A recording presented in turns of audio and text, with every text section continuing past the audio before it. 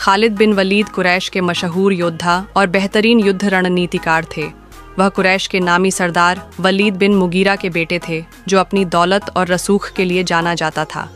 जब उहुद की जंग हुई तो खालिद बिन वलीद काफिरों की तरफ से लड़े। उनकी बेहतरीन युद्ध रणनीति के चलते मुसलमानों को शुरुआती जीत के बाद बड़ा नुकसान उठाना पड़ा। खालिद बिन वलीद शुरुआत में इस्लाम के कट्टर विरोधी थे, लेकिन वह हमेशा सच्चाई की तलाश में रहते थे। जब उन्होंने देखा कि इस्लाम लगातार फैल रहा है और इसकी ताकत अल्लाह के सच्चे दीन में है, तो उनके दिल में बदलाव आने लगा। हुदैबिया की सुलह के बाद खालिद के भाई वलीद बिन वलीद ने उन्हें एक खत लिखा और इस्लाम अपनाने की दावत दी। खालिद का दिल पहले ही पिघल चुका था और वह सच्चाई को अपनाने के लिए तैयार हो गए। खालिद बिन वलीद अपने दोस्तों अम्र बिन आस और उस्मान बिन तलहा के साथ मदीना की तरफ रवाना हुए ताकि नबी करीम के हाथों पर इस्लाम कबूल कर सकें। मदीना पहुंचकर खालिद बिन वलीद ने नबी पाक के हाथों इस्लाम कबूल किया।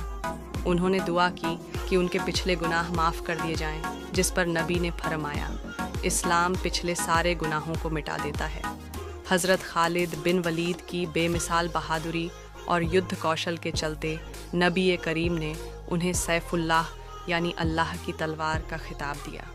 मौतह की जंग में हज़रत खालिद ने सिर्फ 3000 मुस्लिम फ़ौजियों के साथ 1 लाख रोमी सैनिकों का मुकाबला किया और अपनी अनूठी रणनीति से मुसलमानों को सुरक्षित निकालने में कामयाब रहे। हज़रत खालिद बिन वलीद की जंग की रणनीति इतनी शानदार थी कि दुश्मन उनका नाम सुनकर ही कांपने लगते थे। वह हमेशा ऐसे तरीक़ों से हमला करते जिनकी दुश्मनों को उम्मीद भी नहीं होती। यरमुख की जंग में हज़रत खालिद ने अपनी फ़ौज की कमान संभाली और रोमन साम्राज्य की ताकतवर फ़ौज को बुरी तरह मात दी। इस जीत से इस्लामी सल्तनत को और मजबूती मिली। खालिद बिन वलीद की योजनाएं हमेशा असाधारण होती थीं। वह जंग में अप्रत्याशित तरीके अपनाते, जैसे कि दुश्मनों को घेरकर चारों तरफ से हमला करना। खालिद ने अपनी ज़िंदगी में कई मुश्किलें देखीं, कभी कम संसाधन, कभी विशाल दुश्मन सेनाओं का सामना और कई बार अपनों की नाराज़गी, लेकिन वह हमेशा अपने मकसद पर डटे रहे। हज़रत अब्बू बकर सिद्दीक़ के दौर में खालिद बिन वलीद ने कई जंगों में शानदार जीत हासिल की। खासकर झूठे नबियों के खिलाफ लड़ी गई जंगों में उनका अहम किरदार था। हज़रत खालिद बिन वलीद की क़यादत में इस्लामी फ़ौज ने इराक़ और शाम के बड़े हिस्सों पर फ़तह हासिल की, जिससे इस्लामी सल्तनत की सरहदें और फैली।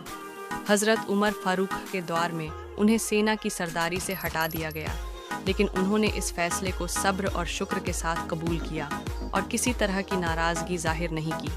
खालिद बिन वलीद का नाम और उनकी जीतें इतनी मशहूर थीं कि कई बार दुश्मन बिना लड़े ही हथियार डाल देते थे।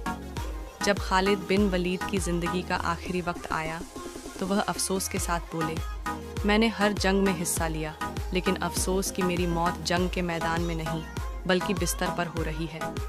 खालिद बिन वलीद ने अपनी ज़िंदगी में अनगिनत फ़तह हासिल की, लेकिन उन्हें कभी दौलत से मोह नहीं हुआ।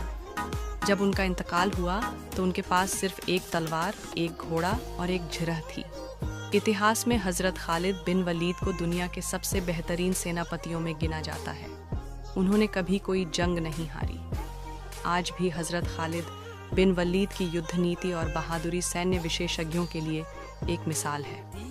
उनकी कहानियाँ हमें सिखाती हैं कि सच्चा ईमान, हिम्मत और जज्बा ही सबसे बड़ी ताकत है। यह दास्तान हज़रत खालिद बिन वलीद की शान, उनकी बहादुरी और बेहतरीन जंगी काबिलियत की एक झलक है।